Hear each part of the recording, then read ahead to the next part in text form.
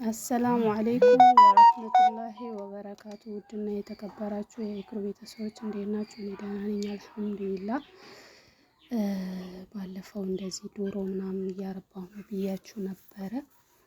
በነገራችን ላይ ዶሮ በጣም እንትን ይላል አድካሚ ነው ማለት በተለይ ቀለባቸው ላይ ለምሳሌ አንድ ሰው ዶሮ እርባታ ለመጀመር ካሰበ ቢያንስ 100,000 ብር ቢኖረው 100,000 ብሩን ለዶሮ ማድረግ የለበትም። ለምን ቀለባቸው ከገዛችሁበት በላይ ነው ቀለባቸው ማለት ነው። እና በጣም ምን ልበላችሁ ብቻ አልሐምዱሊላህ በዱአ አትርሱኝ።